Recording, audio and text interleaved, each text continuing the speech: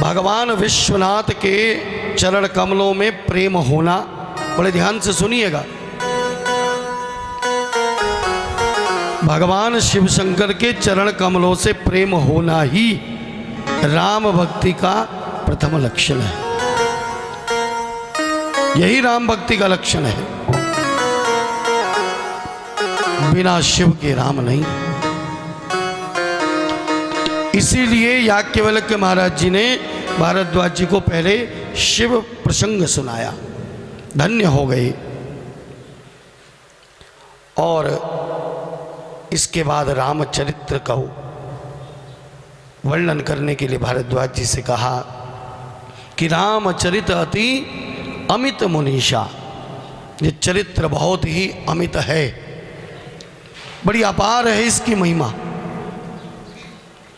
जो कुछ मेरी बुद्धि से बन पड़ेगा वो मैं तुम्हें श्रवण कराने का प्रयास करूंगा। और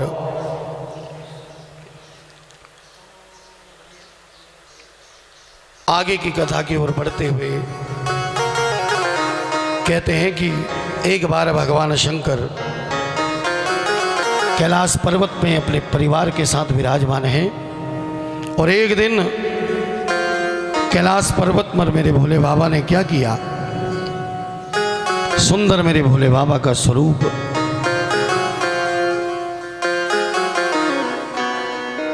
कि एक बार तेहि तर प्रभु गयहूँ, तरु बिलोक्युर अति सुख भयऊ।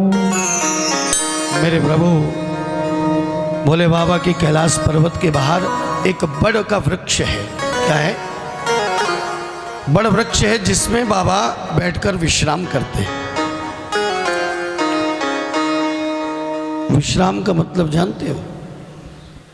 हाँ जी, हाँ जी, विश्राम का मतलब, हाँ जी, आराम का मतलब राम जी को बुलाना है। आराम का मतलब राम जी को बुलाना। विश्राम तो होता ही नहीं, ठहरना नहीं है। विश्राम यानी अपने मन को विषयों से हटाकर राम की ओर लेकर जाना, यही क्या है? विश्राम है। विश्राम करते हैं बाबा। कहाँ पर? बड़ वृक्ष के नीचे। सुंदर राम कथा कहते हैं। और जीवन में विश्राम कब मिलता है? हम लोग सोचते हैं कि हम सो गए, हम बैठ गए तो हमें विश्राम मिल गया। वास्तव में शरीर के विश्राम की बात नहीं है। हम सोए रहते, हमारा मन फिर भी चलायमान रहता है? हमारे चित्त की वृत्तियां फिर भी चलती रहती हैं। शरीर सोया है। तो वास्तव में जो विश्राम है उसका अर्थ है कि मन ठहर जाए। क्या हो जाए? मन ठहरे, मन रुके है। और राम जन्म का असली कारण क्या है? राम नाम, जो राम नाम मिला है भगवान को, जो राम नाम मिला, उसका वास्तविक अर्थ क्या है? जब राम जन्म के बाद नामकरण संस्कार हुआ, कल की कथा में आप लोग श्रवण करोगे, तो नामकरण संस्कार में वशिष्ठ जी ने सबके नाम बताई, सबके नामों को बताया। तो सबसे पहले भगवान का नाम बताया, तो कहा सो सुखधाम राम अस नामा। सो सुखधाम राम अस नामा, अखिल लोकदायक विश्रामा। ये अखिल लोक यानी 14 भुवन को ये विश्राम देने वाला है। विश्राम देने का मतलब मन को शांत करने वाला है। जब मन ठहरे, मन रुके, सबसे पहला नाम भगवान का, सबसे पुराना नाम भगवान का राम है। सबसे प्यारा नाम भगवान का राम है। बोलने में बड़ा सरल, कहने में बड़ा सरल, जपने में सरल, सुमिरन में सरल, लेकिन महिमा इस नाम की बड़ी अपार है। और बाबा बड़ वृक्ष के नीचे विराजमान हुए और निज कर डासी नागरी पुछाला, बैठे सहजई शंभु कृपाला। कृपालु भगवान शंकर सहज रूप से बैठ गए। भगवान की कोई भी लीला बिना कारण से नहीं होती। हर लीला के पीछे कोई ना कोई कारण छुपा होता है। वो हमें पता चल जाए तो ठीक, हमारी बुद्धि से परे हो तब भी कोई बात नहीं, लेकिन भगवान की हर एक लीला के पीछे कोई ना कोई कारण है। हम तो उतना ही समझ पाएंगे जितनी हमारी बुद्धि होगी। तो भगवान शंकर विराजमान हुए सहज रूप से। भगवान का कैसा स्वरूप है मेरे भोले बाबा का।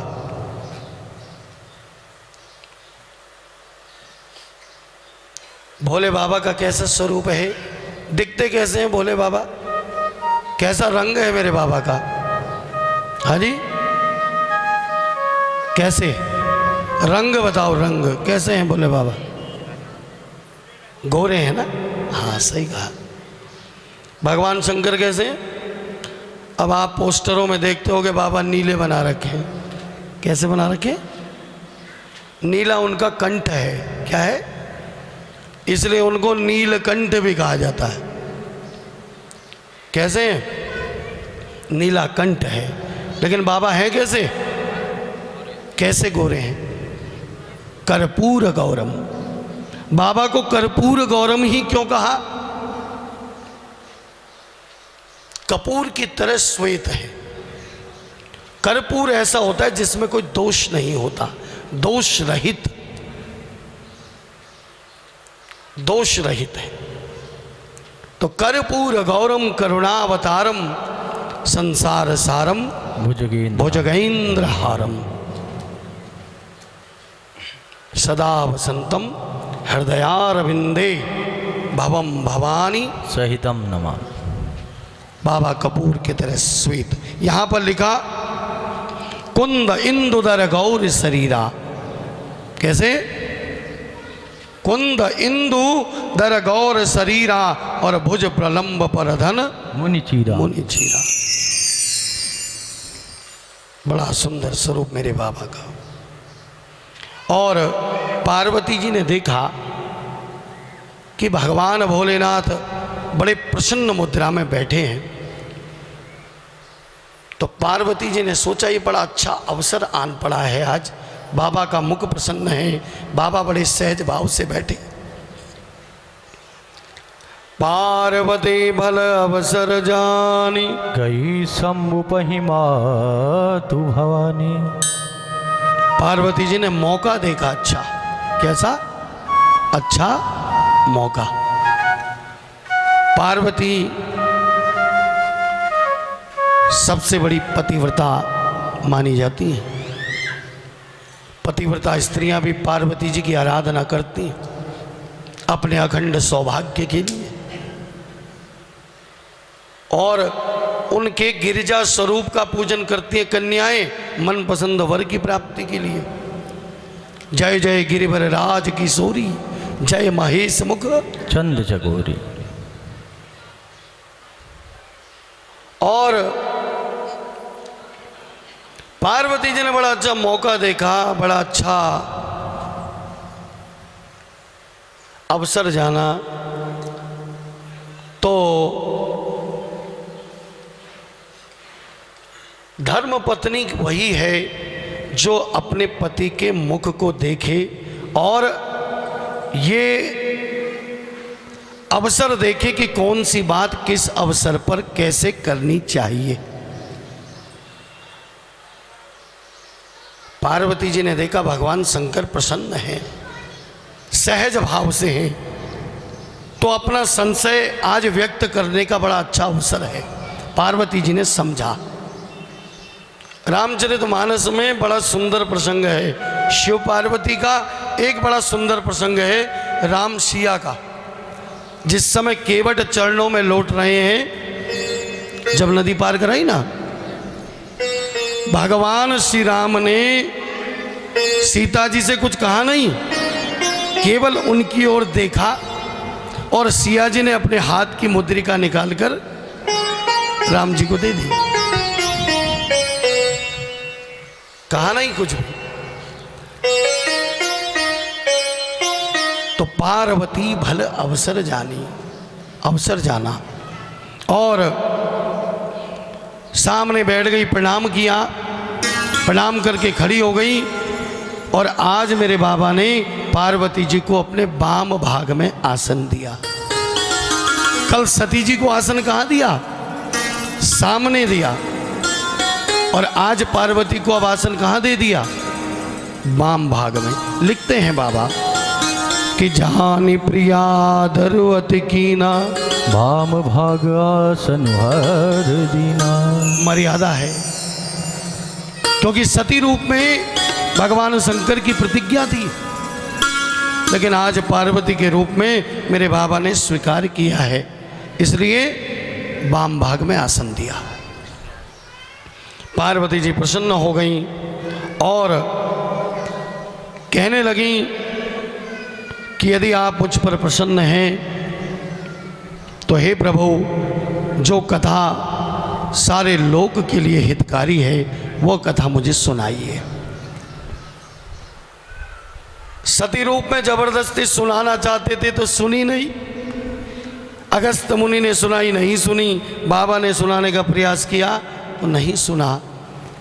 तो आज पार्वती अब स्वयं भगवान शंकर से विनती करती हैं कि मुझे राम कथा सुनाइए। बड़ी गूढ़ रहस्य की बात है। भगवान के दर्शन से मोह होता है। क्या होता है? ध्यान रखना, भगवान का दर्शन होगा तो मोह होगा, और भगवान की कथा श्रवण करने से मोह का नाश होता है। सती जी ने भगवान का दर्शन तो किया, लेकिन सती को क्या हुआ? बोलो, कल मोह हुआ ना। इसलिए अपने उस मोह का नाश करने के लिए उनकी कथा श्रवण करना चाहते हैं। और याद रखना, जीवन में भगवान का दर्शन दुर्लभ नहीं है। भगवान का दर्शन सरल है, सरलता से हो सकता है। यदि कोई इस संसार में दुर्लभ चीज है तो वो है भगवान के भक्त का दर्शन होना। भगवान का नहीं, भगवान के भक्त का दर्शन होना।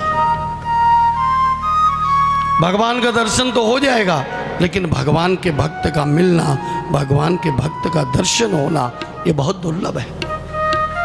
ममनाथ पुरारी, त्रिभुवन महिमा विदित तुम्हारी। हे मेरे नाथ, हे विश्वनाथ प्रभु, आप त्रिपुरासुर का वध करने वाले हैं।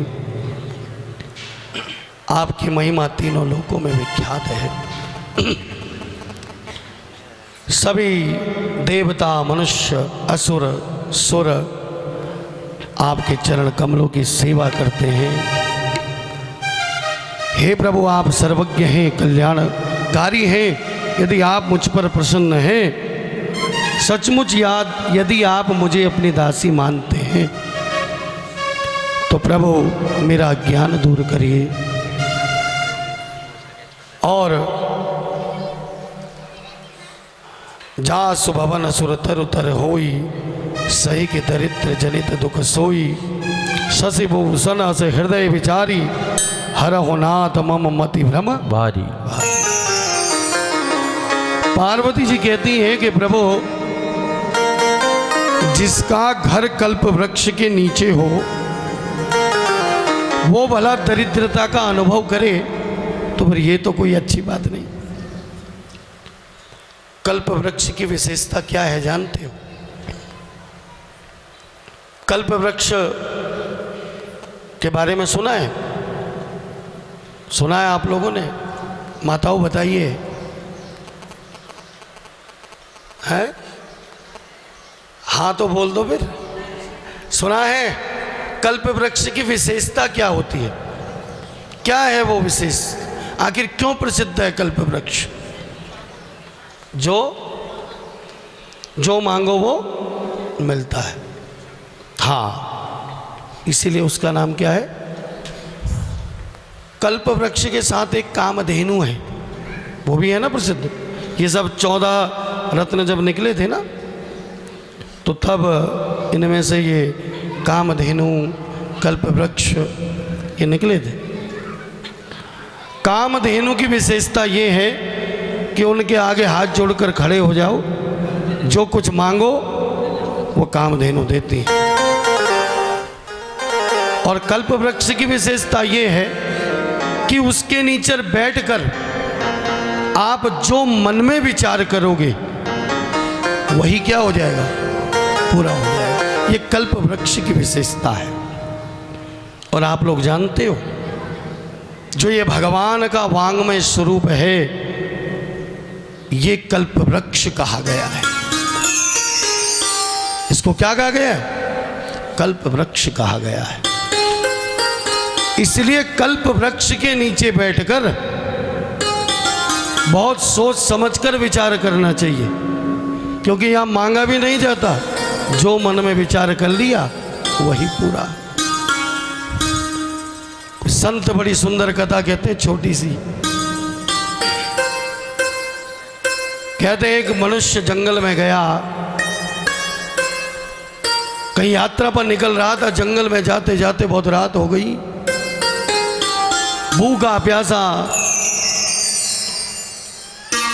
बहुत थक गया था। अब जब उससे चला नहीं गया तो एक वृक्ष के नीचे वो बैठ गया। उसको पता नहीं था, लेकिन वो वृक्ष था कौन? कल्प वृक्ष था। अब वृक्ष के नीचे बैठ गया, बैठकर सोचने लगा कि इतनी रात हुई है, थका मादा हूं, थोड़ा सा जल मिल जाता तो मेरे प्राण रह जाते।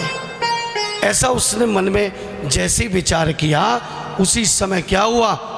नाना प्रकार के रसादि जितने होते हैं, शरबत इत्यादि, सब उसके सामने आ गए। ठंडा पानी, गर्म पानी, सारा कुछ आ गया। जल पिया, तृप्त हो गया, प्रसन्न हो गया। अब 10-5 मिनट बैठा, तो दिन भर का थका था, प्यास तो बुझ गई है, अब भूख भी लग रही थी। तो फिर मन में सोचा, इतना बढ़िया जल का प्रबंध हुआ, कुछ भोजन भी मिल जाता तो भूख मिट जाती। और ऐसा मन में सोचा ही था, उसी समय 56 प्रकार के व्यंजन उसके आगे एकत्रित हो गए। बैठा कहाँ है? हाँ, भोजन किया, जितना खाया जा सकता था खाया, खा लिया। उसके बाद अब थका मादा, ऊपर से सुंदर भोजन भी मिल गया, जल भी मिल गया, तो अब क्या? अब नींद आने लगी। तो मन में सोचा कुछ बिस्तर पानी का प्रबंध हो जाता, जमीन है। तो जैसा ही मन में सोचा, सुंदर सा पलंग लग गया और उसमें बढ़िया सा बिस्तर लग गया, और बिस्तर में जाके लेट गया, सोया नहीं अभी।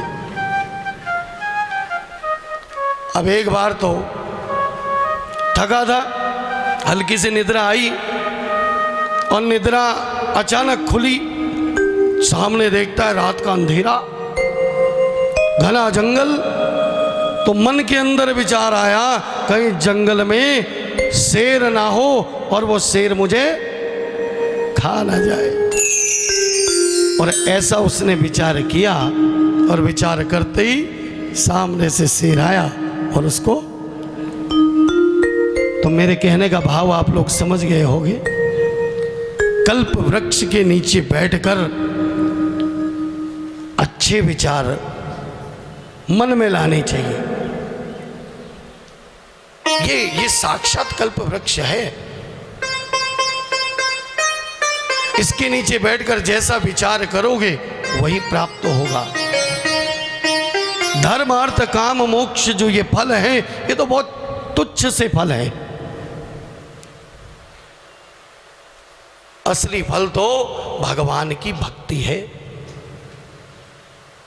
इसलिए इस कल्प वृक्ष के नीचे बैठकर, इसीलिए आपसे कहते हैं यहां पर आने के बाद ना खाली मत बैठा करो, है?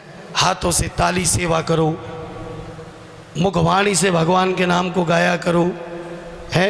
हो सके तो अपने शरीर को भगवान के भजन कीर्तन में लगाना चाहिए, क्योंकि ये शरीर तो साधन है। साधन धाम मोक्ष कर द्वारा। ये आंखें हमको किस लिए मिली है? जिससे हम भगवान की सुंदर सुंदर छवि का दर्शन कर सके।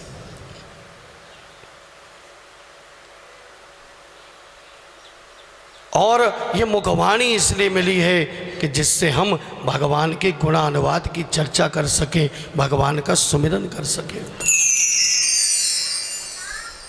हाथ मिले हैं जिससे भगवान की सेवा हो सके। सुंदर भगवान के कपड़े तैयार करो। ठाकुर जी किस किस ने रखे घर में? हैं? ठाकुर सेवा करते हैं ना आप लोग, तो बस उनके लिए सुंदर वस्त्र बने, गर्मी हो गर्मी के, सर्दी हो सर्दी के,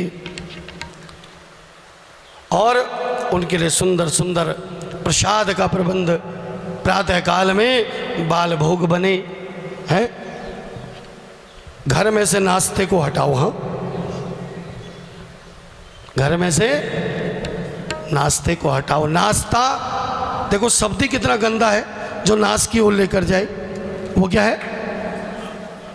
और दूसरा अगर अर्थ करो तो ना आस्था, जिसमें कोई, हाँ, इसलिए नाश्ता नहीं, शब्द बदलो। कलिकाल में शब्दों का ही खेल है। कलयुग केवल नाम आधार। नाम आधारा। कलयुग में केवल नाम की महिमा है। इसलिए नाश्ता नहीं, प्रातःकाल बाल भोग बने। क्या बने? हाँ, प्रातःकाल बाल भोग बने। जो कुछ भी बनाओ शुद्ध सात्विक, पहले ठाकुर जी को भोग लगाओ। अब कोई कहे मेरे पास तो ठाकुर जी नहीं है, भगवान नहीं है, आप जिनको भी मानते हो उनका ध्यान करो उस प्रसाद को लेने से पहले कि प्रभु तेरी कृपा से ये सब प्रबंध हुआ है। और तुलसी बाबा ने तो बहुत सुंदर एक ही चौपाई में सब कुछ कह रखा है। उस चौपाई का उच्चारण करो, भगवान को भोग लग गया। मेरे साथ बोलोगे? ठीक है। तुम ही निवेदित भोजन करही, बोलो। तुम ही निवेदित भोजन करही, प्रभु प्रसाद पट भूषण धरही। पट माने कपड़े, पट माने वस्त्र, और भूषण माने ये आभूषण आदि जो भी है। तो सब कुछ प्रभु आपको निवेदन करके आपने दिया है। किसने दिया? किसने दिया? और उसका धन्यवाद किया करो हर समय हर पल में। जो कुछ वर्तमान में हमको प्राप्त हो रहा है उसका प्रभु को धन्यवाद करना चाहिए हर पल में।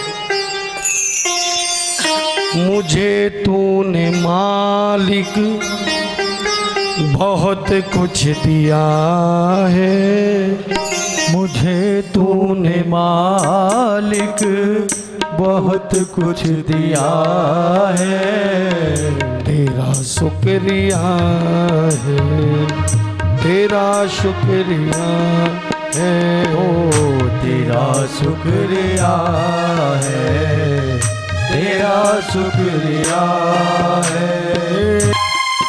ओ तेरी बंदगी से मैं बंदा हूँ मालिक, तेरी बंदगी से मैं बंदा हूँ मालिक, तेरे ही करम से मैं जिंदा हूँ मालिक, तेरे ही करम से मैं जिंदा हूँ मालिक, क्योंकि तुम्ही ने तो जीने के काबिल किया है, तूने तो जीने के मेरे ठाकुर काबिल किया है। ओ तेरा शुक्रिया है, तेरा शुक्रिया है, ओ तेरा शुक्रिया है, तेरा शुक्रिया है। उसका हर हाल में धन्यवाद करो। बस इतना भी कर लोगे बहुत है, हर हाल में उसका शुक्रिया करो। जो कुछ हमें मिल गया है ना, बहुत बिरलों को प्राप्त होता है। इसलिए कल्प वृक्ष की बात हम कर रहे थे। पार्वती कहती हैं कि कल्प वृक्ष के नीचे कोई बैठा हो और फिर भी वो दरिद्रता का अनुभव करे, तो ये तो अच्छी बात नहीं है।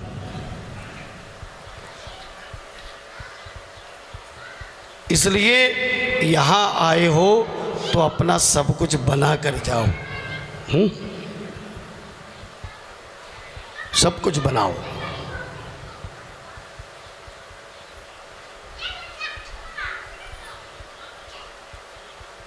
और पार्वती जी ने आज भगवान शंकर के आगे अपना प्रश्न रखे। जो संशय सती रूप में रह गया था, वो संशय आज व्यक्त किया कि मैंने प्रभु जब सती रूप में भगवान का दर्शन किया, उस समय मुझे मोह हुआ और यदि वो राम जो दशरथ नंदन हैं और वो राम जो ब्रह्म है, वो संशय मेरा अभी तक गया नहीं। क्या ये बताइए, ये दोनों राम एक ही हैं? ये दोनों राम एक ही हैं या वो ब्रह्म राम अलग है और ये जो दशरथ नंदन राम है जिनकी प्रभुता मैंने देखी थी, लेकिन फिर भी संशय नहीं गया। इसलिए आज मैं आपसे प्रार्थना करती हूँ कि मुझे भगवान के उस निर्मल यश का वर्णन करिए। आज पूछने का प्रयोजन कुछ और है। आज ये पूछा है कि जो ब्रह्म है वो अवतार क्यों लेता है? जो ब्रह्म राम है वो अवतार क्यों लेता है? और जब अवतार लेने के जो कारण हैं वो बताइए, और अवतार की पूरी लीला बताइए, कैसे उन्होंने बाल लीला की और कैसे उनकी अन्य लीला हुई, कैसे उन्होंने रावण का उद्धार किया, और साथ में जो भी रहस्य हो इस लीला के वो सब मुझे बताइए। किस प्रकार प्रभु अपने परम धाम को गए वो भी मुझे बताइएगा। और जैसे ही प्रश्न रखे पार्वती जी ने, भगवान शंकर का मन श्री राम जी में अनुरक्त हो गया और मानो उनकी समाधि लगने वाली थी। इसलिए आज बाबा ने अपने मन को बाहर खींचा।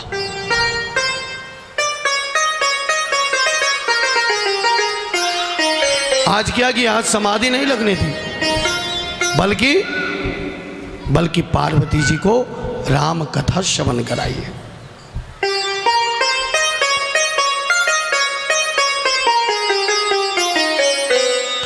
मगन ध्यान रस दंड जुग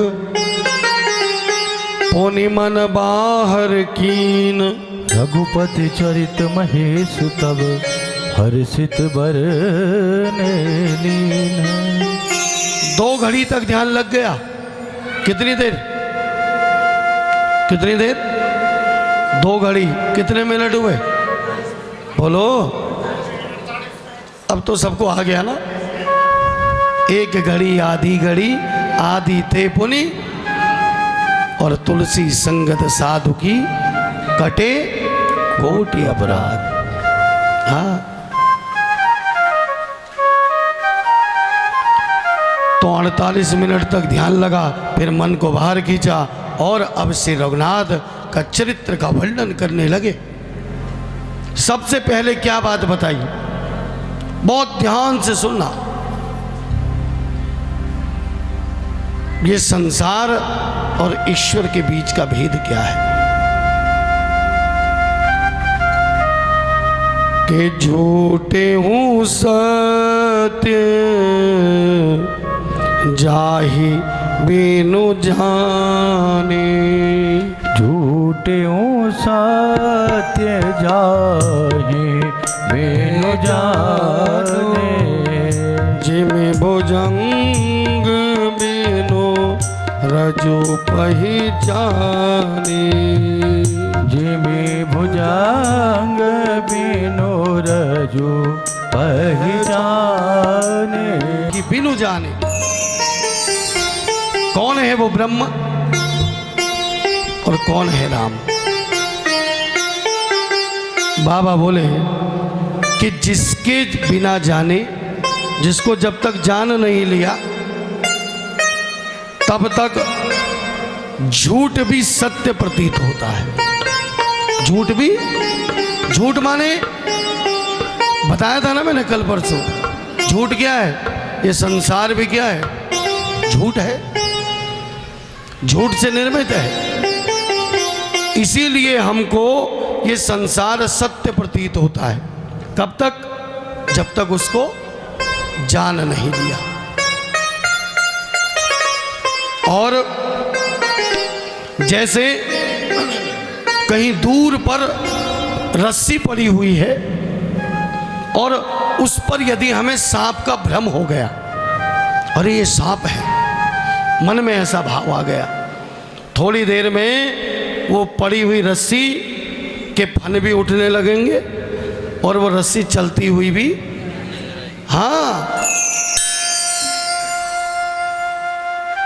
और जैसे ही कोई उठा कर लाया, अरे ये तो रस्सी थी, नहीं नहीं मैंने तो देखा था।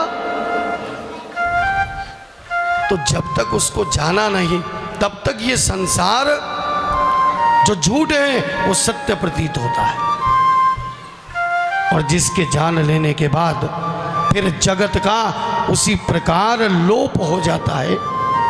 जिस प्रकार कितना भी आप कैसा भी स्वप्न देख रहे हो, जैसे ही स्वप्न से जागे सब कुछ क्या होता है? समाप्त हो जाता है।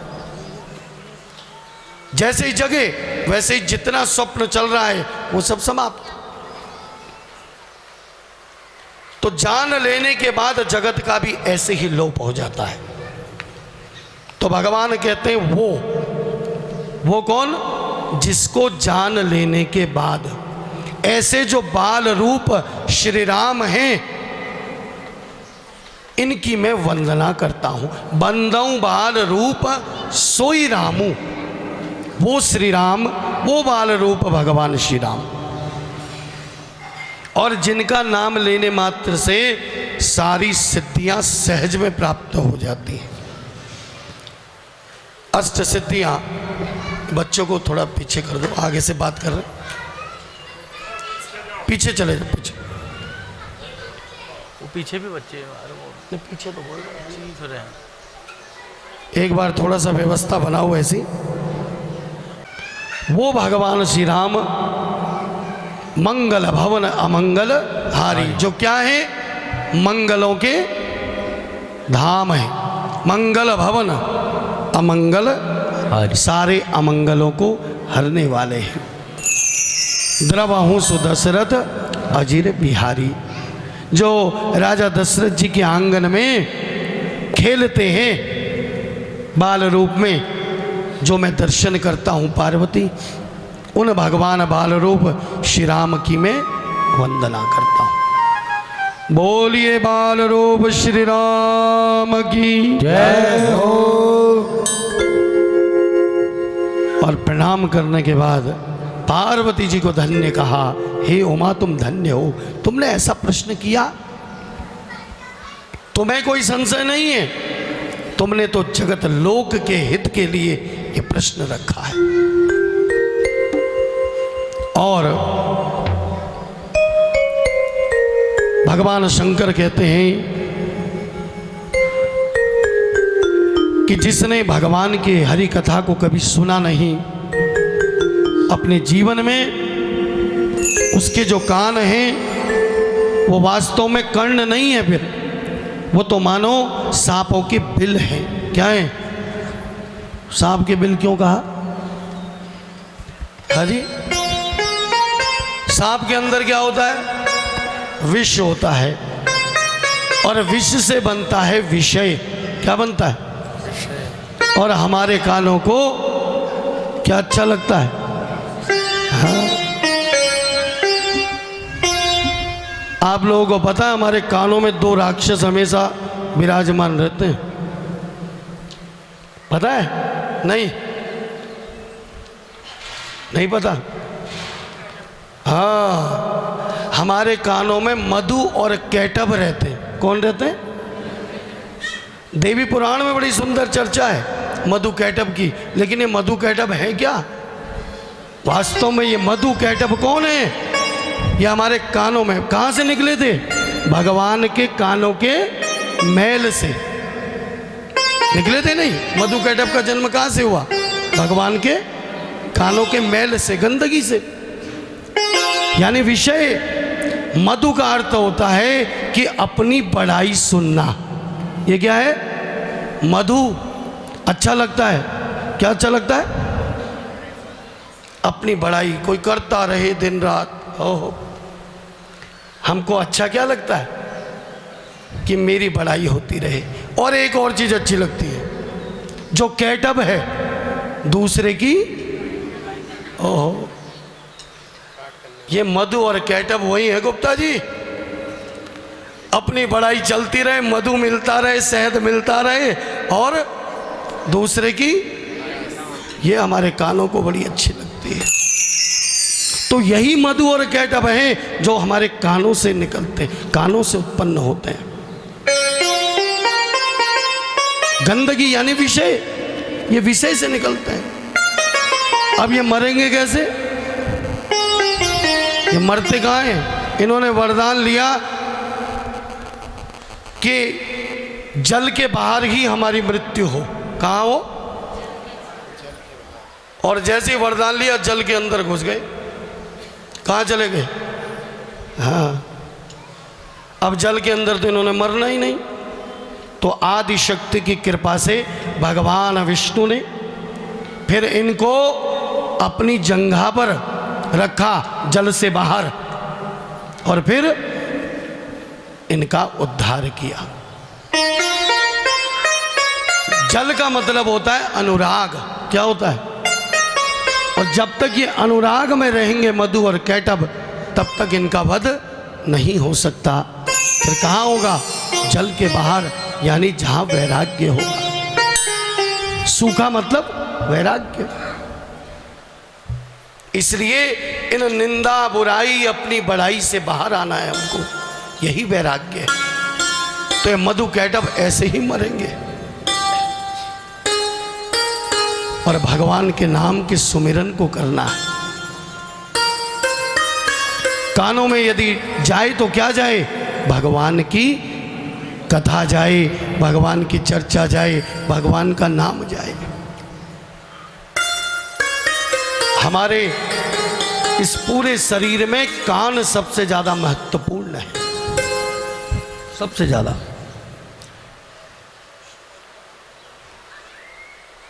क्योंकि पाप पुण्य इनको सुनने का काम किसका है?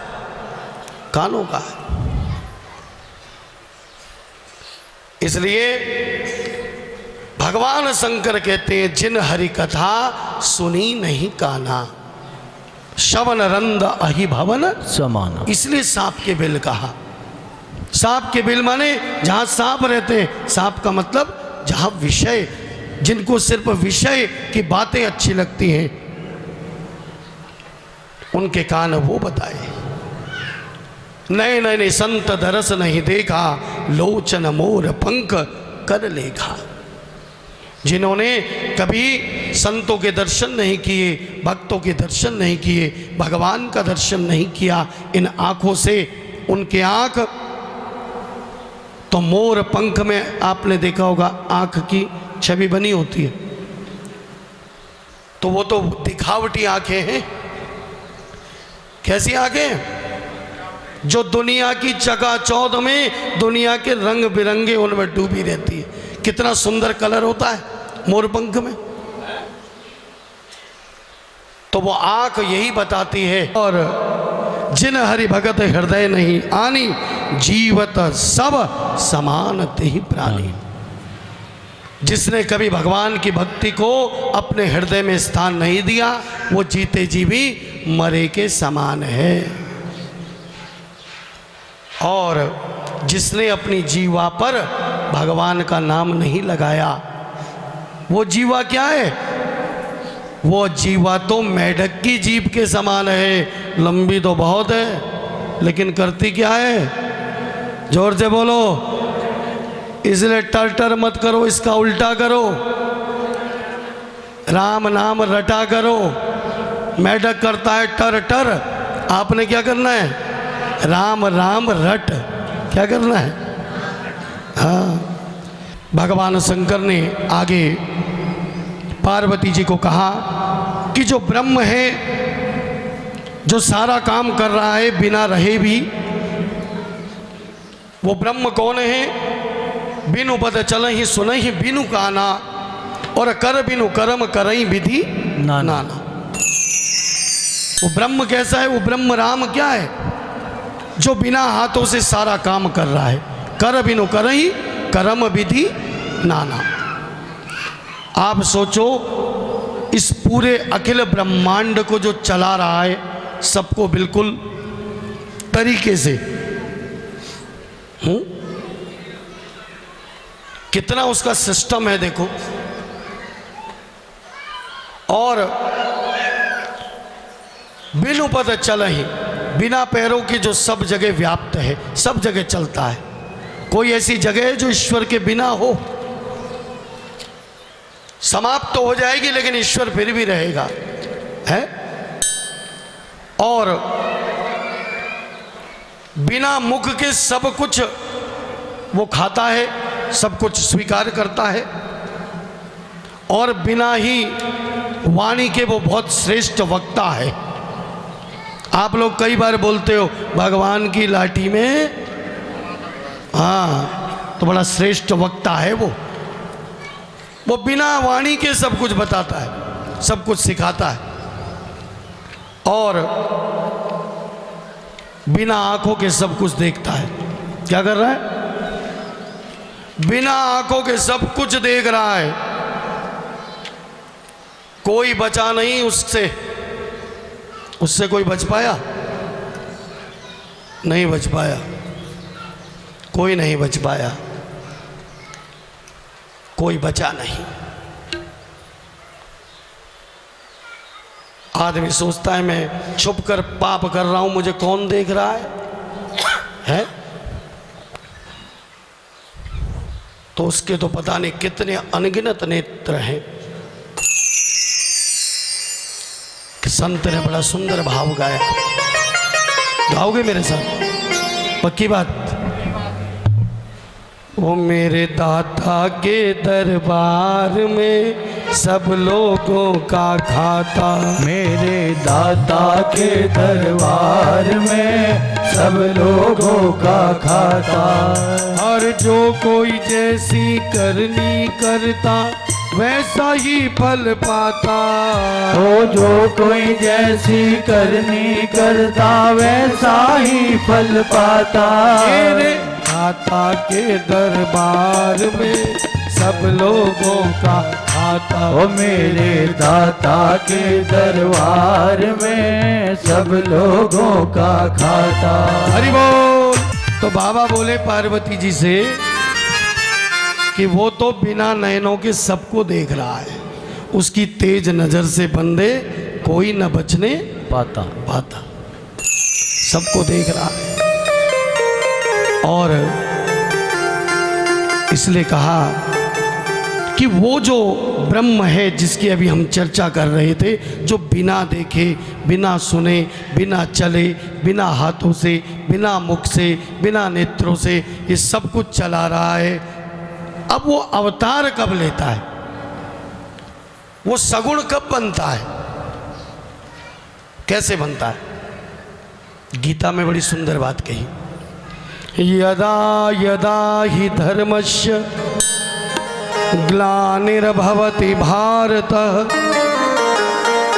अभ्युत्थानम् अधर्मस्य तदात्मानं सृजाम्यहम् परित्राणाय साधूनां विनाशाय च दुष्कृतां धर्म संस्थापनार्थाय संभवामि युगे युगे।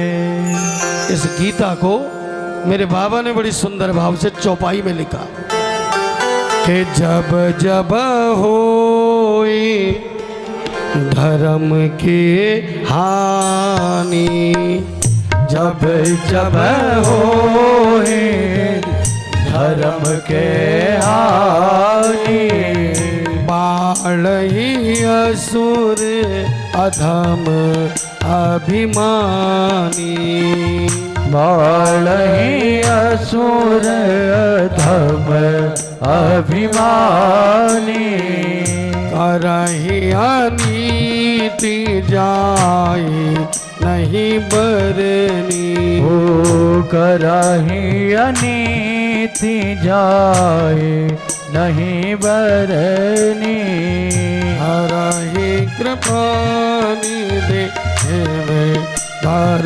धरनी, सीधहि विप्र धेनु सुर धरनी, हे प्रधेनु सुरधरनी, तब तब प्रभु धरि विविध शरीरा, हरहि कृपा निधि सजन पीरा, राम सिया राम जय जय राम, हो राम सिया राम जय जय राम, हो राम सिया राम जय जय राम, हो राम सिया राम जय जय राम।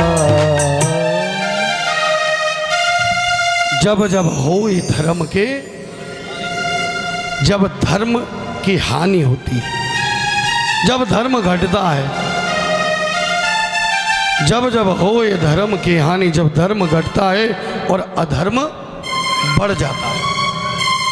समाप्त कभी कोई चीज नहीं होती, ना कभी धर्म पूरी तरीके से समाप्त होता है और ना कभी अधर्म समाप्त होता है। बस ये तो ग्राफ है, चलता रहता है, ऊपर नीचे ऊपर नीचे।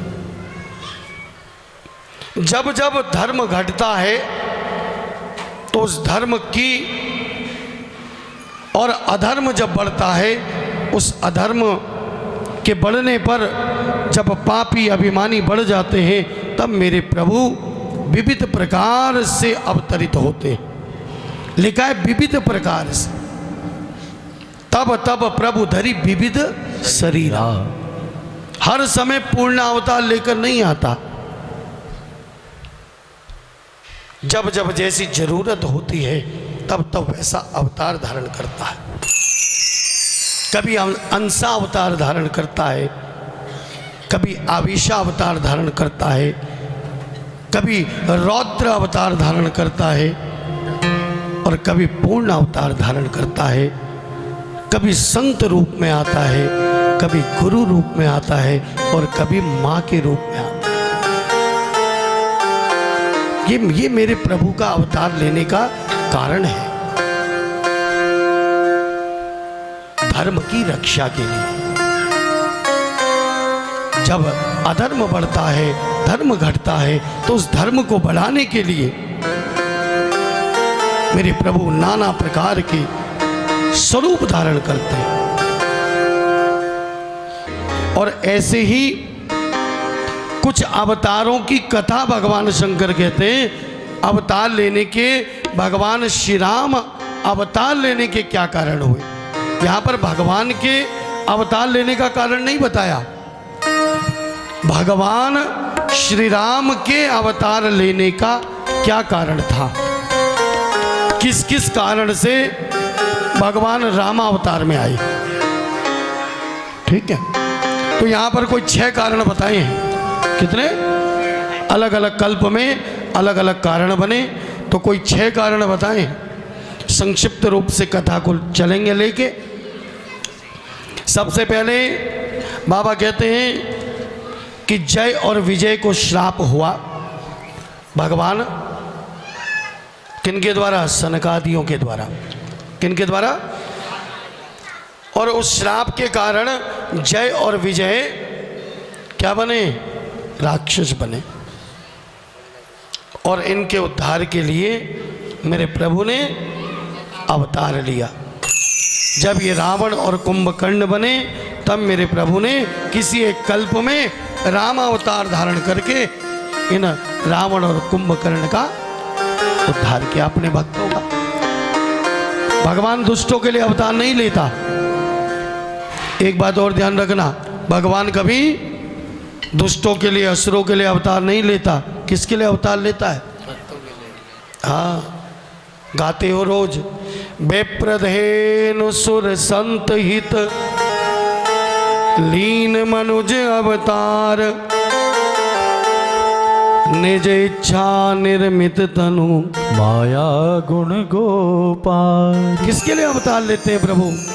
विप्र यानी ब्राह्मण के लिए, जब वो कष्ट में होता है, या भक्त, जब भक्त कष्ट में होता है। धेनु जब गौ को कष्ट होता है। और सुर जब देवताओं को कष्ट होता है। और संत विप्रधेनु सुर संत हित लीन मनुज अवतार निज इच्छा निर्मित तनु माया गुण गोपाल। अपनी इच्छा से शरीर धारण करते हैं, अपनी इच्छा से क्या बनना है, कैसे बनना है, क्या लीला करनी है, और अपनी लीला में किस किस को किस तरीके से लेना है। भगवान को जब लीला करनी होती है ना, अपनी पराशक्ति के साथ हैं, और अपने पूरे भक्त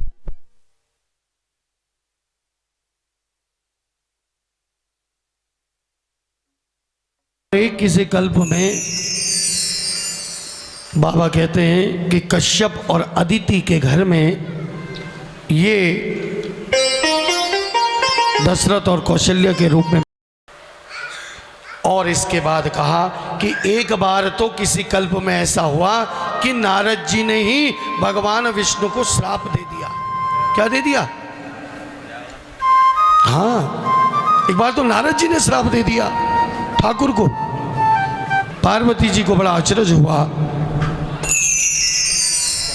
और कहने लगी कि नारद जी तो भगवान विष्णु के भक्त हैं और ज्ञानी हैं, उन्होंने श्राप कैसे दे दिया?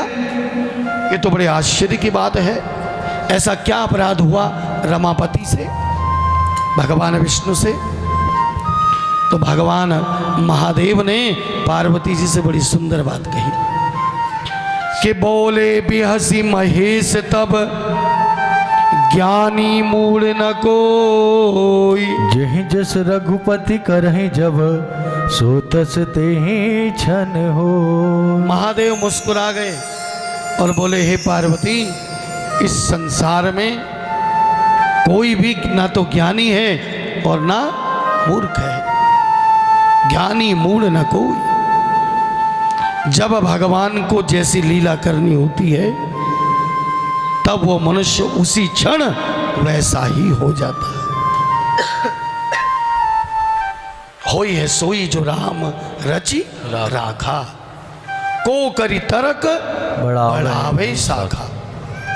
तर्क कुतर्क का कोई प्रयोजन ही नहीं है, कोई तर्क का प्रयोजन नहीं है। होई है सोई जो राम रचि राखा। तो बड़ी सुंदर कथा सुनाई। नारद जी ने श्राप क्यों दिया? नारद जी तो भगवान के भक्त। कहते हैं बड़ी सुंदर कथा प्रसंग हुआ। एक बार नारद जी भगवान का सुमिरन करते हुए, वीणा बजाते हुए, और नारद जी जब वीणा बजाते हैं तो उसके साथ भगवान के नाम का सुमिरन करते हैं। क्या क्या करते हैं? कौन सा? नारायण। ऐसे थोड़ी ना, नारायण नारायण ऐसे थोड़ी ना करते, बड़े प्रेम से। कैसे? श्रीमन नारायण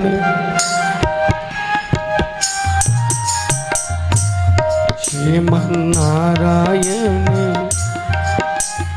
नारायण श्रीमन नारायण नारायण नारायण श्रीमन नारायण नारायण नारायण श्रीमन नारायण नारायण नारायण श्रीमन नारायण नारायण नारायण श्रीमन नारायण नारायण नारायण श्रीमन नारायण नारायण नारायण श्रीमन नारायण नारायण नारायण श्रीमन नारायण नारायण नारायण श्रीमन नारायण नारायण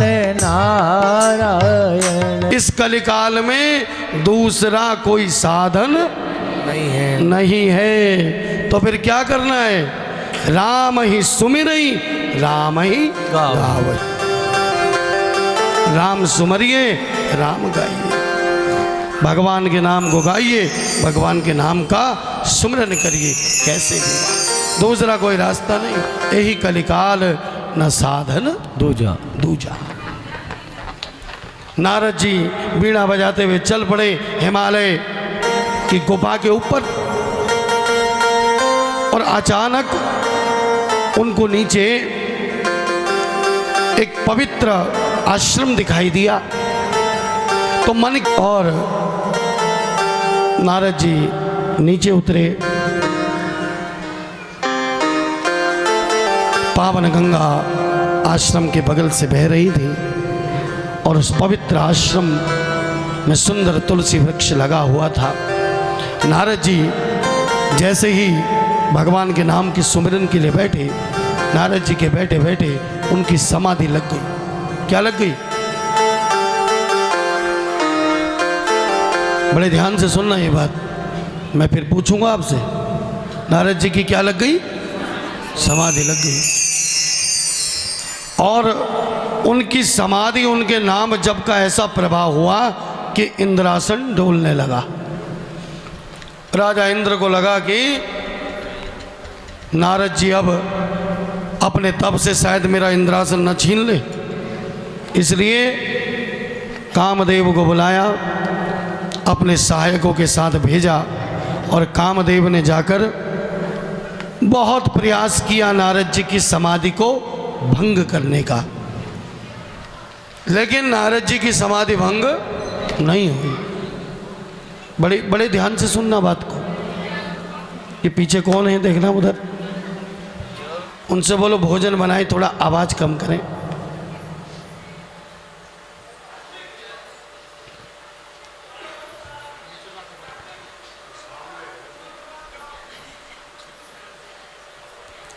बोलो सच्चे दरबार की जय हो। कथा का ऐसा तार है ना, ये तार जैसे ही बनेगा और टूट गया तो फिर तो आप लोगों को नाम सुमिरन ही करना पड़ेगा, क्योंकि भगवान का वो कथा में तार जोड़ता है किससे? फिर नाम सुमिरन से। अब नारद जी की समाधि जब नहीं खुली तो कामदेव को चिंता हो गई, अब क्या उपाय किया जाए। तो कामदेव ने विचार किया और क्या किया, जाकर दंडवत प्रणाम किया किसको? नारद जी को, और उनके पैर पकड़ लिए। क्या किया? क्या किया? और जैसे ही पैर पकड़े नारद जी की आंख खुल गई। देखा कामदेव कहां पड़ा है? चरणों में पड़ा हुआ है। नारद जी बड़े प्रसन्न हुए। कामदेव क्षमा मांग रहा है, प्रभु क्षमा कर दो, मुझसे बहुत बड़ा पाप हुआ, मैंने इंद्रदेव के कहने पर ये सब कुछ किया, मेरा इसमें कोई दोष नहीं, अपराध नहीं। नारद जी बोले हम तुझ पर रुष्ट नहीं हैं और ना ही हम देवराज इंद्र पर रुष्ट हैं। ये तो संतों का स्वभाव होता है, सबको क्षमा कर देना। और ऐसा कहकर विदा कर दिया किसको? काम को। और नारद जी यहां से वीणा उठाई और चल पड़े। कामदेव ने जाकर राजा इंद्र के दरबार में पहुंचा तो राजा इंद्र को अपनी सारे उस कौतुक के बारे में बताया। अब आप ये बताओ, काम जीता या हारा? जीत गया? हाँ जी, कामदेव हारा या जीता? मतलब कितना कथा में कितना बड़ा तत्व छुपा है। कामदेव ने नारद जी के पैर पकड़ लिए, जैसे ही काम का स्पर्श हुआ नारद जी की आंख खुल गई और नारद जी सोच रहे हैं मैंने काम को पराजित कर दिया, ऐसा नारद जी सोच रहे हैं। वास्तव में काम के बस का जब कुछ नहीं रहा तो उसने क्या किया? नारद जी को स्पर्श कर दिया। अब नारद जी के मन में यह अभिमान हो गया कि मैंने काम को जीत लिया। ऐसा केवल नारद जी को अभिमान हो गया। और नारद जी पहुंचे पहले ब्रह्मा जी के पास। ब्रह्मा जी को अपनी सारी कथा सुनाई। ब्रह्मा जी ने कहा कि मुझे तो सुना दी, लेकिन भगवान शंकर को जाके मत सुनाना। अब नारद जी सोचे मन में, देखो मेरी विजय से मेरे पिता को भी खुशी नहीं हो रही है। और चल पड़े से सीधे कहाँ? शिवलोक को। कैलाश पर्वत में पहुंचे भगवान भोले बाबा के पास, और बाबा बैठे हुए थे, उनके जाकर सारी कथा सुनाई। भगवान भोलेनाथ ने कहा नारद जी ये तो संत का बहुत बड़ा स्वभाव है, आपसे मेरी एक विनती है कि सबको ये कथा सुना देना भले ही, लेकिन भगवान विष्णु को जाके ये कथा मत सुनाना। नारद जी अच्छा प्रणाम करके निकल गए। मन ही मन सोच रहे हैं खुद तो काम से हार गए थे हैं, और आज मैंने काम विजय की तो इनको भी ईर्ष्या हो रही है। अरे मैं अपने प्रभु को जाकर ना सुनाऊं? हैं? और नारद जी पहुंचे कहाँ पहुंच गए? भगवान ने देखा नारद आ रहे, क्योंकि अब नारद के अंदर अभिमान आ गया। किस चीज का? कि मैंने काम पर। और नारद जी ये भूल गए कि उनको ये श्राप है कि वो 6 मिनट से ज्यादा कहीं भी नहीं रुक सकते। श्राप है कि नहीं? वो तो भगवान के नाम की ऐसी महिमा थी, उस जगह की ऐसी विशेषता थी कि नारद जी की सहज समाधि लग गई। और नारद जी इस बात को भूल गए। वो तो उस स्थान की, उस जगह का तप इतना बड़ा था कि जिसने नारद जी को वहां बिठा दिया। कथा के विषय में जो ये राम कथा आज तृतीय दिवस हो रहा है ना, इसके विषय में भी बिल्कुल ऐसा ही हुआ। हम लोग 3 दिन से यही चर्चा कर रहे थे, हमारे मुख्य यजमान नरेश जी से, हमारे गुप्ता जी से, गोयल जी से, हम सब मिलकर यही चर्चा कर रहे थे कि ये बुलावा ना तो मेरा था, ना आप लोगों का आने का था। ये तो केवल और केवल माँ का बुलावा था, जिसने पता नहीं कैसे खींचा सबको। मुझे बिल्कुल भी विश्वास नहीं था कि इतने लोग दिल्ली से पहुंचेंगे, और शुरू से कथा के पहले दिन ही। अब ये तो माँ का बुलावा है, जिस जिसको होता रहेगा पहुंचता रहेगा। आते आज भी प्रातः आए हैं, 6-7 लोग आज सुबह आए हैं। तो अब ये बुलावा ना मेरा नहीं, ये बुलावा विष्णु जी का नहीं है, ये बुलावा किसका है? ये बुलावा केवल माँ का है। नहीं तो हम आने वाले कौन? और चलो मैं तो आ भी जाता, लेकिन इतनी दूर से इतना सब कुछ छोड़ छाड़ के मुझे उम्मीद नहीं थी इतने दिन के लिए ये लोग आ पाएंगे। ये माँ की उस तप की महिमा है जो यहां पर माँ ने किया है। ये उसी तप की महिमा है कि आज हम सब एक साथ बैठकर इस कथा का श्रवण कर रहे हैं। मैं तो अपने आप को बड़ा धन्यभागी समझता हूं कि मेरी मुलाकात हो गई, मैं मिल पाया।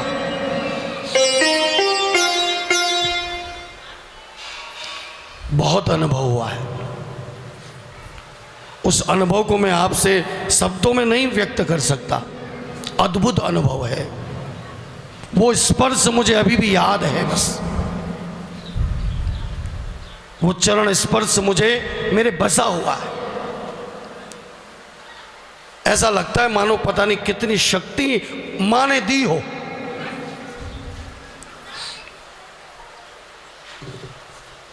तो ये तो उनके तप का, ऋषियों के, मुनियों के, संतों के, गुरुओं के तप का ऐसा प्रभाव होता है जिसके कारण हम आप लोग बैठ पाते हैं। हमारे में इतनी ताकत नहीं। अभी आप वैसे बैठ जाओ, 10 मिनट में कोई इधर करेगा, कोई उधर करेगा, किसी को प्यास लगेगी, किसी को भूख लगने लगेगी।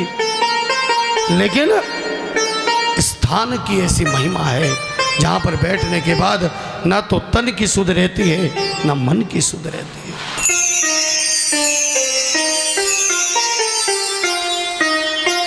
बोलिए भक्ति माँ मौनी माई की जय हो।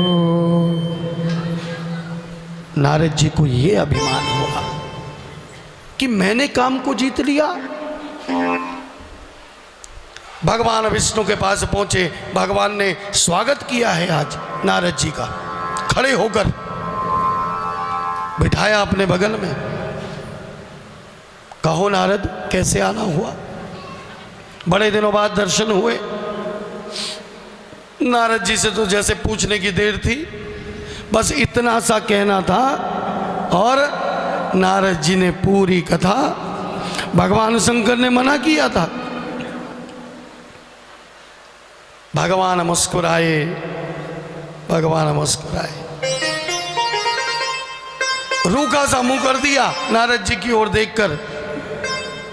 बोले ये तो ऋषि मुनियों की बहुत छोटी सी बात है काम को जीतना। ये क्या, ये संतों के लिए कौन सी बड़ी बात है कि काम को जीत लिया? वो तो काम को जीते ही होते हैं, उनको काम को जीतना नहीं होता, वो तो काम को जीते ही हुए होते हैं। और नारद जी के अंदर तो अभिमान है। भगवान ने भी जब ऐसे रूखे से वचन कह दिए, नारद जी से सोचने लगे कि बेकार ही आया मैं इनके पास भी। और बार बार से बोले प्रभु सब आपकी कृपा है। क्या बोले हैं? कुछ लोगों का ऐसा स्वभाव होता है, अंदर से तो अभिमान में रहेंगे, उनके घर चले जाओ, बड़ा अच्छा घर बनाया है, बड़ा सुंदर बनाया है, सब आपकी कृपा है, आप ही का है। हमारी कृपा, सब आपका ही है। सब किसका है? हमारा है तो हमको ही दे दो, है जी। तो ये अंदर से अभिमान नहीं होना चाहिए। अंदर से तो आ रहा है, वाह वो मधु आ रहा है ना, फिर कौन आ रहा है? अब तो जब जब बड़ाई सुनोगे मधु याद आएगा, और जब जब बुराई सुनोगे तो कैटअप ही याद आएगा। ध्यान रखना, अब मधु कैटअप आ गए। इसलिए नारद जी कहने प्रभु आपकी कृपा। भगवान ने मन में विचार कर लिया, नारद के अंदर अभिमान रूपी गर्व का वो भारी अंकुर जो आगे जाके बहुत बड़ा वृक्ष बन सकता है गर्व का, उसने अंकुर रूप में जन्म ले लिया है। और चूंकि नारद मेरा भक्त है, इसलिए मुझे इसके हृदय से, मन से वो अभिमान रूपी अंकुर को उखाड़ना जरूरी है। यदि एक बार वृक्ष बन गया फिर नहीं उखड़ेगा। तो सोच रहे हैं कि मुनि का कल्याण हो जाएगा और मेरी लीला हो जाएगी, ऐसा सोचा भगवान ने। नारद जी को विदा दिया, नारद जी चल पड़े, और इधर मेरे प्रभु ने ऐसी माया को इशारा किया, योग माया प्रकट हो गई, और उसने ऐसा एक नगर रच दिया 400 कोस का। कितना? जिस मार्ग से नारद जी जा रहे थे, 400 कोस का नगर रच दिया, और उस नगर में ऐसा वैभव था जो मानो बैकुंठ में भी नहीं था। और वहां का राजा था शीलनिधि। कौन था? हाँ, शीलनिधि वहां का राजा था, और उसकी एक कन्या थी जिसका नाम था विश्वमोहिनी। क्या था? बोलो। और राजा शीलनिधि ने अपनी कन्या के विवाह के लिए स्वयंवर रचा हुआ था। नारद जी ने देखा कि बड़ा नया सा नगर दिख रहा है, माया रूपी नगर है, अद्भुत। नारद जी चल पड़े, क्योंकि काम ने तो स्पर्श कर दिया है। किया किसने स्पर्श? काम ने स्पर्श किया है। और तब नारद जी गए, शीलनिधि ने स्वागत किया, बिठाया, उनका स्वागत करके फिर अपनी कन्या को बुलाया। और कन्या को जैसे ही नारद जी ने देखा, नारद जी उसके रूप पर मोहित हो गए। उसका नाम क्या है? विश्वमोहिनी। विश्वमोहिनी यानी माया, जो माया सबको मोहित करे रहती है। और साक्षात माया जब स्वरूप धारण करके आए तो फिर मोहित कैसे ना हो। नारद जी को हस्तरेखा दिखाई। नारद जी मन में विचार करने लगे कि इस कन्या के साथ मेरा विवाह हो जाए। और कन्या की हस्तरेखा देखी, चूंकि अंदर अब मोह है और काम है, तो नारद जी जो देख रहे हैं उसका अर्थ भी गलत लग रहा है। उस माया की हस्तरेखा में लिखा था कि ये कन्या का विवाह उसके साथ होगा जो पूरे अखिल ब्रह्मांड का स्वामी होगा। और नारद जी क्या पढ़ रहे हैं कि इस कन्या का विवाह जिसके साथ भी होगा वो अखिल ब्रह्मांड का स्वामी हो जाएगा। माया तो भगवान की चेरी है। अब ऐसा आ रहा है दिमाग में, मन में, जाकर ऐसे ही बता दिया। और पूछा तो शीलनिधि ने बताया कि मैंने अपनी कन्या का स्वयंवर रखा है, मेरी कन्या को जो वर पसंद आएगा उसी के साथ मेरी कन्या का विवाह होगा। अब नारद जी सोचे सबसे सुंदर रूप यदि मुझे प्राप्त हो जाए तो ये कन्या मुझे मिल जाए। है? अब महल से बाहर आए, बाहर आकर विचार करने लगे कहाँ जाऊं, कैसे वो सुंदर रूप प्राप्त हो। अब भगवान के भक्त तो हैं ही, इसलिए बार बार भगवान का ध्यान आता है। ध्यान आया कि भगवान से सुंदर तो कोई है ही नहीं, तो क्यों ना उन्हीं का रूप ले लिया जाए। और नारद ने जैसे ही भगवान का ध्यान किया, हरिसन मांगो सुंदरताई, और जैसे ही ध्यान किया भगवान प्रकट हो गए। भगवान तो साथ ही थे। कहो नारद क्या चाहिए। नारद जी बड़े प्रसन्न हो गए। अरे काम हो गया अपना मन में। कहा मुझे बैकुंठ जाना पड़ता, और मैंने ध्यान किया मेरे प्रभु आ गए, कृपालु मेरे प्रभु। और बोले प्रभु मुझे आपका हरि रूप चाहिए। क्या चाहिए। मैं विश्व मोहिनी से विवाह करना चाहता हूं। और भगवान ने कहा ठीक है। नारद जी चल पड़े। सोचा कि भगवान ने मुझे हरि रूप दे दिया। और नारद जी ने भगवान के जाते जाते उनसे एक ही प्रार्थना की थी। तुलसी बाबा ने बड़ी सुंदर चौपाई में वर्णन किया है कि जेहि विधिनाथ होई हित मोरा, करहूँ सो बेगी दास मैं तोरा। कि प्रभु जिस प्रकार मेरा हित हो, जिस प्रकार मेरा हित हो वही करिए।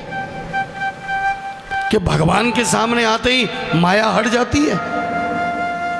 उतनी देर नारद जी के अंदर सारे विषय हट गए, तो एक ही ध्यान आया कि जिस प्रकार भी मेरा हित हो। भगवान बोले केवल हित से काम नहीं चलेगा नारद, मैंने तो तेरा परम हित करने का सोच रखा है। क्या सोच रखा है। परम हित। मन में भगवान विचार करते हैं और कि यदि रोगी कुपथ्य मांगे तो वैद्य उसको नहीं देता। कोई रोगी है और रोगी जाकर ये कहे कि मुझे कड़वी दवाई मत देना, मुझे क्या देना, मीठी मीठी दवाई देना, मेरा मुंह का स्वाद बिगड़ जाएगा। तो क्या वैद्य डॉक्टर उसके कहे अनुसार उसको मीठी दवाई देगा। क्या क्या देगा। क्योंकि जानता है कि इसके अंदर जो रोग लगा है, इस रोग की दवाई वो कड़वी है। इसी प्रकार भगवान जानते हैं नारद के अंदर कौन सा रोग लग गया है और उस रोग की दवाई कैसे करनी है। इसलिए बोले ना भगवान कि मैं तेरा परम हित करूंगा नारद। नारद जी चल पड़े। इधर सब लोग बैठे हुए थे और ये लीला भगवान शिव के दो गण थे वो भी देख रहे थे। अब नारद जी आकर बैठे पंक्ति में, जहां स्वयंवर हो रहा था, ये शिवगण भी वहां बैठे हैं। अब सबको नारद जी उसी स्वरूप में दिखाई दे रहे हैं, नारद के स्वरूप में। केवल शिवगण ऐसे हैं जिनको दिखाई दे रहे हैं, वो किस रूप में, बानर रूप में है। शिवगण हंसी कर रहे हैं, मजाक कर रहे हैं। नारद जी सोच रहे हैं ऐसे किसी की कर रहे होंगे, मेरे को तो भगवान ने अपना रूप दे रखा है। अब जयमाल लेकर विश्व मोहिनी आई और नारद जी के सामने से मुंह फेर कर चली गई। नारद जी ने सोचा शायद विश्व मोहिनी का ध्यान मेरे ऊपर गया ही नहीं, वरना ऐसा कैसे हो सकता है कि भगवान का स्वरूप मुझे मिल जाए, रूप मुझे मिल जाए और मुझे ना वरे। फिर दूसरी पंक्ति पर जाकर बैठ गए। अब फिर से विश्व मोहिनी जयमाला लेकर आई और अब के तो उस पंक्ति की ओर ही नहीं गई जिस पंक्ति में नारद जी बैठे थे। इधर शिवगणों ने हंसी की, अरे एक बार जाकर अपना रूप तो देखो, कितना सुंदर रूप तुम्हें मिला है। और उधर सामने जल का बर्तन था, उस जल में जब अपना मुख देखा नारद ने तो क्या देखा कि मेरा स्वरूप किसका हो गया? बानर का हो गया।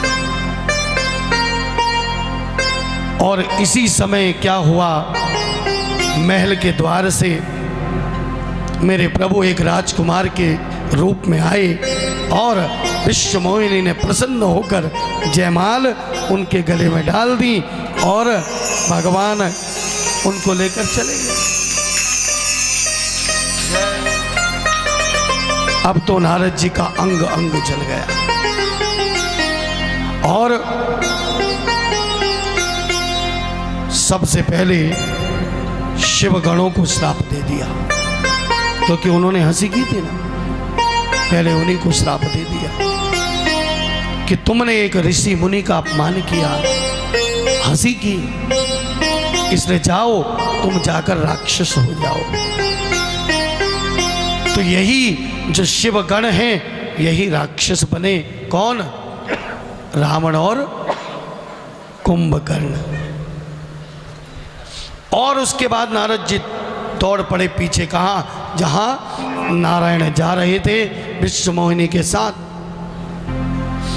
आज मन में आया, आज या तो अपने प्राण त्याग दूंगा और या फिर आज श्राप देकर रहूंगा। मेरे साथ इन्होंने बहुत बड़ा कपट किया है।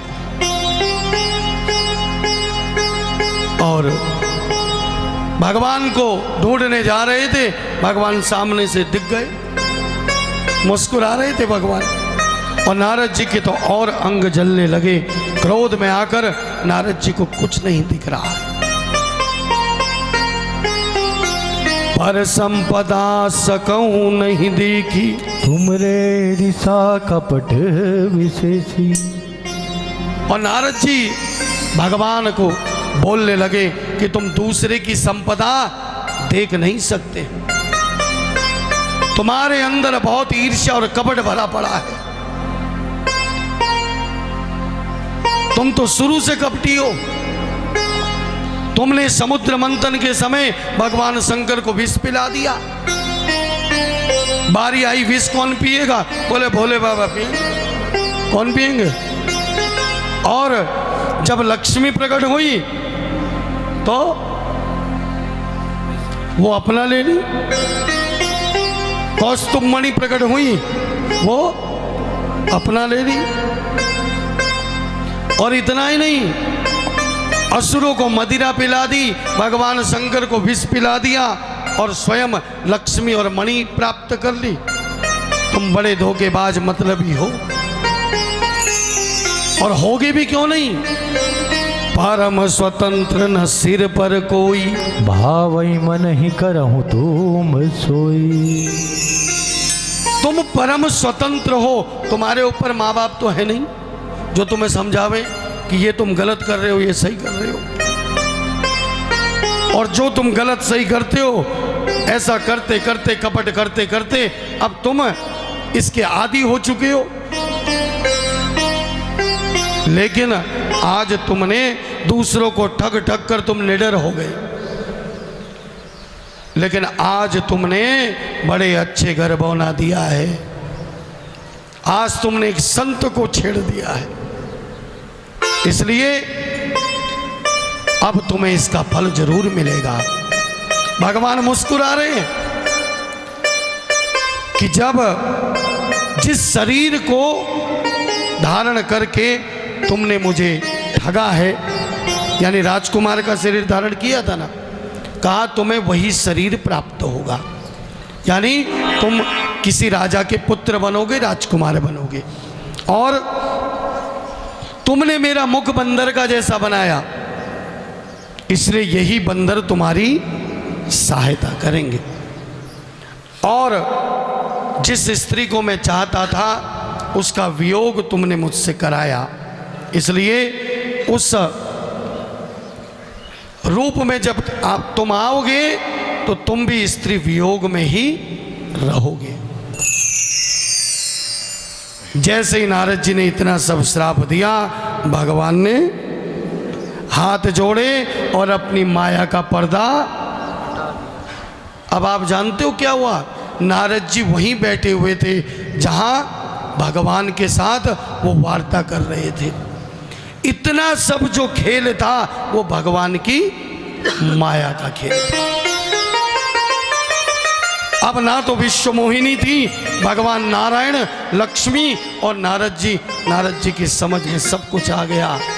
ये सब भगवान ने मेरे अंदर से काम और अभिमान को हटाने के लिए किया। चरण पकड़ लिए, रोने लगे कि हे प्रभु मेरा शाप मिथ्या हो जाए, मुझे क्षमा कर दो। लेकिन भगवान बोले नारद इसमें तुम्हारा कोई दोष नहीं, ये सब मेरी इच्छा से हुआ है। नारद जी बोले मेरे तो पाप बहुत हैं, मुझे शांति कैसे मिले? बोले यदि शांति चाहते हो तो जाओ भगवान शंकर के सतनाम का पाठ करो। क्या करो? शंकर के सतनाम का पाठ करो। और भगवान ने स्वीकार किया श्राप। तो इस प्रकार भगवान ने अपने भक्त की रक्षा के लिए सारा दोष, सारा श्राप अपने ऊपर ले लिया। अपने परम भक्त नारद जी की रक्षा की और शाप को स्वीकार किया। इसी श्राप के कारण मेरे प्रभु एक कल्प में राम अवतार के रूप में प्रकट हुए। इसके बाद कथा है, छठा जो कारण था वो कैकेयी देश के राजा की कथा है, प्रताप भानु की। इसकी राजा प्रताप भानु दिग्विजयी राजा था, सब कुछ जीत लिया था इसने। इसका भाई था जिसका नाम था अरिमर्दन। क्या था? हाँ। और इनका एक मंत्री था जो बहुत भगवान का सेवक था। ये राजा प्रताप भानु को ब्राह्मणों का श्राप मिला। ब्राह्मणों के श्राप के कारण ये राक्षस योनि में गया। ब्राह्मणों ने श्राप दिया तो कुल सहित राक्षस हो जा। क्या हो जा?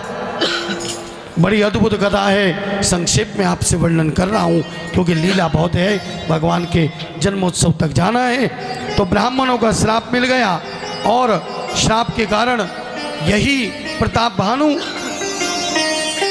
बना रावण। क्या बना? और इसका भाई बना अरिमर्दन और इनका जो मंत्री था वो बना विभीषण। और इन्होंने तप किया, तप करके ब्रह्मा जी से वरदान प्राप्त किया रावण ने और कुंभकर्ण ने। और वरदान प्राप्त होने के बाद इन्होंने देवताओं, संतों, ऋषि मुनियों को कष्ट देना शुरू किया। अब वही बात आ रही है, जब जब होए धर्म के हानि। और अपनी भुजाओं के बल से इसने सारे लोगों को जीत लिया। रावण जैसा तो कोई हुआ ही नहीं आज तक। किसी भी चीज की पराकाष्ठा रावण है। रावण में सारे गुण संपन्न था। इतने उच्च कुल में जन्मा, पुलस्त कुल में, ऋषि विशर्वा का पुत्र,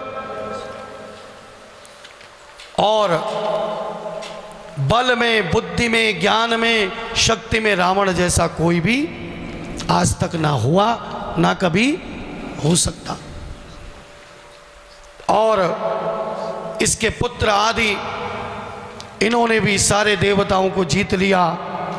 जहाँ जहाँ ऋषि मुनि दिखते, रावण ने एक तरीका अपनाया। क्या तरीका था? कि देवताओं को शक्तिहीन कैसे किया जाए। देवताओं को, देवता शक्तिमान कैसे बनते हैं? जब हम आप लोग यज्ञ आदि करते हैं, जब हम आप लोग पूजन पाठ इत्यादि करते हैं, उसमें देवताओं को जो भी कुछ हम अर्पण करते हैं उनसे देवता लोग पुष्ट होते हैं और फिर हमें वो आशीर्वाद देते। रावण ने कहा यज्ञ बंद करवाओ। क्या बंद करवाओ? यज्ञ बंद होगा तो देवताओं को मिलेगा नहीं कुछ, और देवताओं को मिलेगा नहीं तो ये देवता शक्तिहीन होंगे, फिर मेरे चरणों में आएंगे। ऐसा कहकर अपनी सेना को लगा दिया। जहां ऋषि मुनि यज्ञ करते वहां उनके यज्ञ को विध्वंस करते, ऋषि मुनियों को मारते और ऐसा अधर्म फैला दिया। धरती कांपने लगी, रोने लगी, क्योंकि धरती को कभी भी बोझ नहीं लगता, लेकिन जब अधर्म बढ़ता है इस धरती पर भार होता है। देवताओं के साथ धरती माता ब्रह्मा जी के पास गई और ब्रह्मा जी के साथ भगवान शंकर आदि सब इकट्ठा हुए और विचार करने लगे कि अब इस कष्ट की निवृत्ति कैसे हो। सबने कहा भगवान का सुमिरन करें, भगवान की स्तुति करें। तो सबने कहा कहाँ जाएं? बैकुंठ जाएं। किसी ने कहा बैकुंठ में जाओ, वहां भगवान मिलेंगे। किसी ने कहा अयोध्या जाओ, किसी ने कहा वृंदावन जाओ। अलग अलग जगह नाम बताए, लेकिन भगवान शंकर बोले कहीं जाने की आवश्यकता क्यों?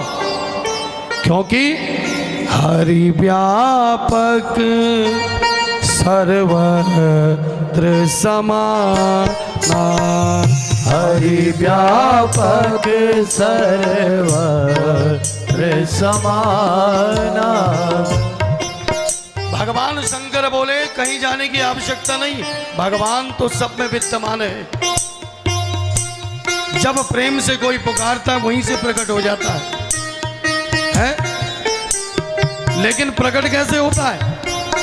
प्रकट होता है केवल प्रेम से। इसलिए कहा हरि व्यापक सर्वत्र समाना, हरि व्यापक सर्वत्र समाना। प्रेम ते प्रकट हो मैं जाना, प्रेम ते प्रकट होहि मैं जाना। हरि व्यापक सर्वत्र समाना, हरि व्यापक सर्वत्र समाना। प्रेम ते प्रकट होई मैं जाना, प्रेम ते प्रकट होई मैं जाना। हरि व्यापक ओहो सर्वत्र समाना। प्रेम ते प्रकट होई मैं जाना। सिया राम जय जय राम राम। सिया राम जय जय राम राम। सिया राम जय जय राम राम।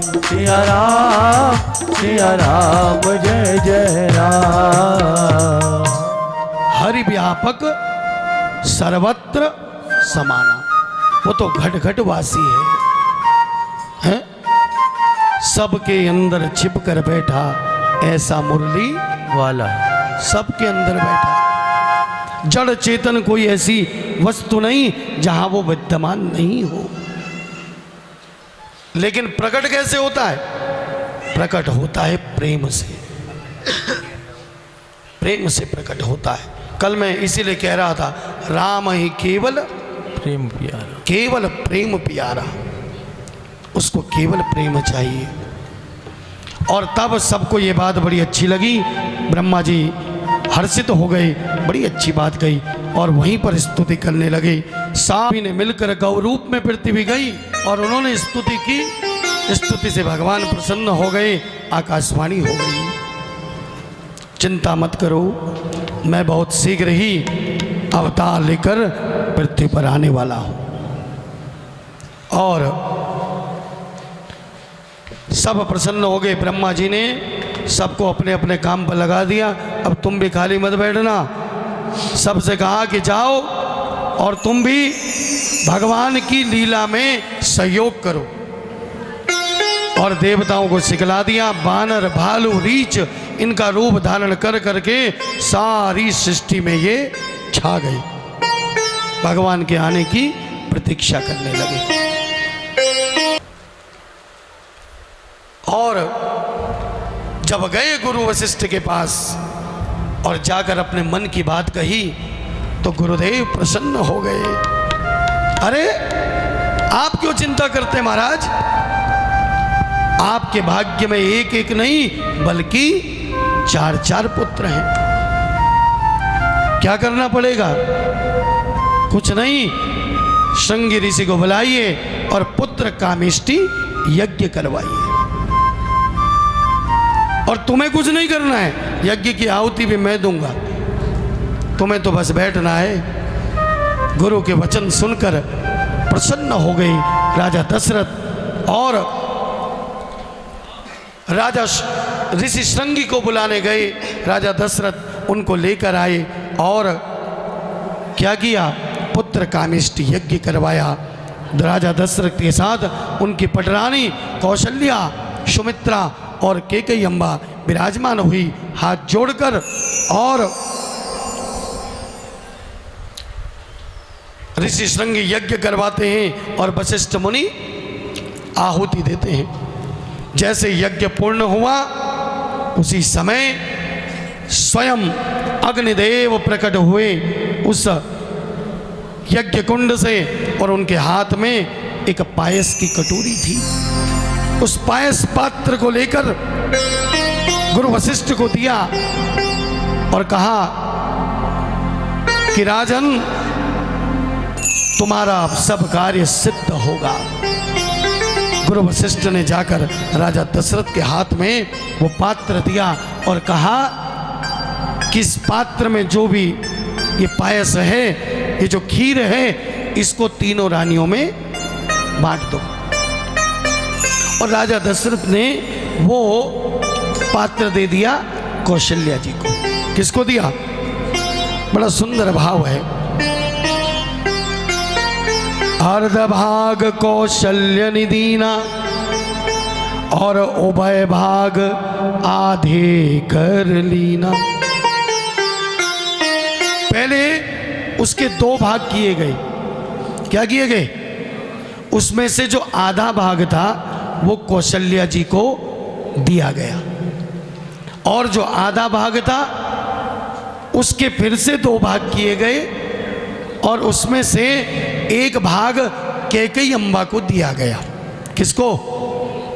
और जब बचा हुआ भाग था उसके फिर से 2 भाग किए, दोनों रानियों ने, कौशल्या जी ने और कैकेयी अम्बा ने, और अपने हाथों से उसको सुमित्रा अम्बा को दिया। किसको दिया? सुमित्रा जी। और इस प्रकार भगवान की कृपा से सभी रानी गर्भवती हुई। और जिस दिन से प्रभु गर्भ में आए सब जगह सुख संपत्ति छा गई। जा दिन ते हरि गर्भनी आई, जा दिन ते हरि गर्भनी आई, जा दिन ते हरि गर्भनी आई, जा दिन ते हरि गर्भनी आई। सकल लोक सुख संपत्ति छाए, सकल लोक सुख संपत्ति छाए। मंदिर मह सब राज हिरानी, मंदिर मह सब राज हिरानी। ओ शोभाशील तेज की खानी, वो शोभाशील तेज की खानी। हो सुख जुत कछुक काल चली गयऊँ, आ सुख जुत कछुक चाल चली गयऊँ। जेहि प्रभु प्रकट सो अवसर भयऊ। जेहि प्रभु प्रकट सो अवसर भयऊ। और आज वो अवसर आ गया जब मेरे प्रभु का प्रकट होना था। कौन सा वो अवसर था? और जोग लगन ग्रह पार तिथि सकल भय अनुकूल। चर अरु अचर हर्ष जुदा राम जन्म सुख मूल। और सारे योग लगन ग्रह तिथि वार सब अनुकूल हो गए और सब जड़ चेतन हर्ष से भर गए, क्योंकि श्री राम का जन्म सभी सुखों की मूल है। और फिर चैत्र मास लगा, मधुमास, चैत्र को मधुमास भी कहते हैं। चैत्र मास शुक्ल पक्ष, और आज आ गया नवमी का दिन। कौन सा? बोलो। चैत्र मास शुक्ल पक्ष नवमी, और आया मंगलवार का दिन। कौन सा? बोलो। और जैसे ही 11:30 बजे, कितने बजे? दिन के कितने? दिन के 11:30।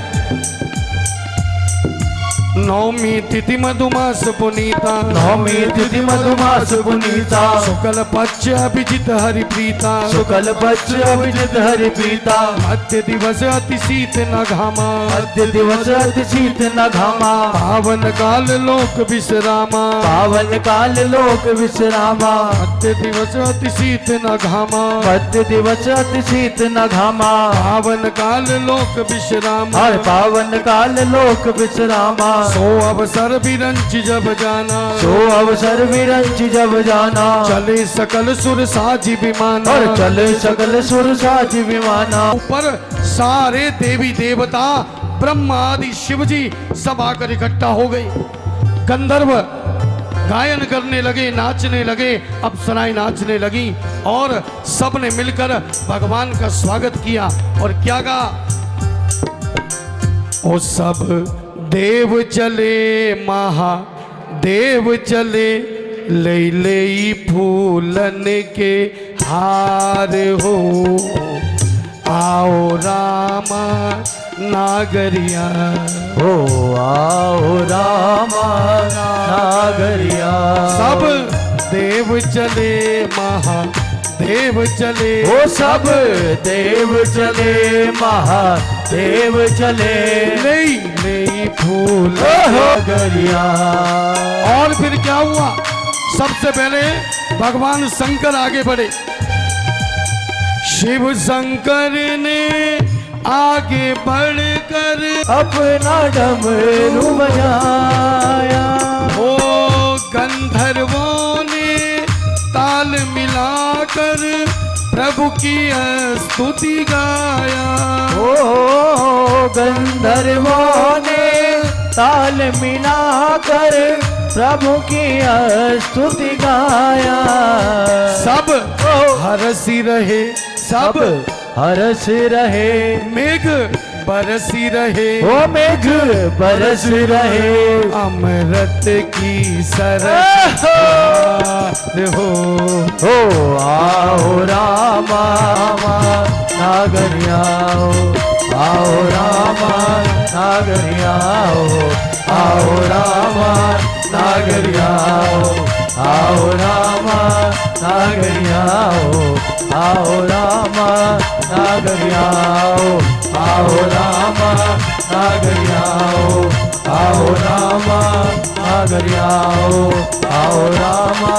और अभी जैसे ही देवता लोग अपने अपने सित महतारी मुनि मनहारी अद्भुत रूप विचारी। ओ हर्षित महतारी मुनि मनहारी अद्भुत रूप विचारी। लोचन विरामा कनुगन श्यामा निज आयुध भुज चारी। मनवाला ने विजाला शोभा चित्त धरारी। प्रकट कृपाला दीन दयाल कौशल्या हितकार। ओ हर्षित महतारी मुनि मनहारी अद्भुत रूप। तक बनना देखे जरा इधर कितना दम है, हैं? दशरथ जी बधाई हो। बधाई हो। थोड़ा कम पड़ गए वैसे ही, चौथाई वैसे ही है। अब मातृशक्ति हमारी सब कौशल्या अम्बा और कौशल्या मैया बधाई हो। बधाई हो। सुमित्रा मैया बधाई हो।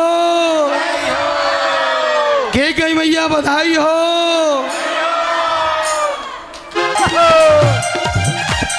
बोलो भान रूप श्री राम की जय हो। हरि बोल।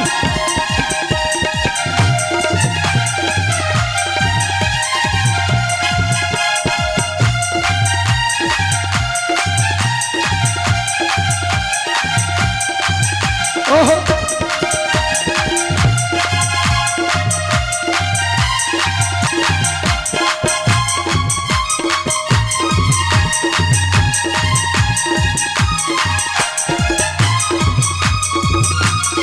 बलवान रूप भगवान की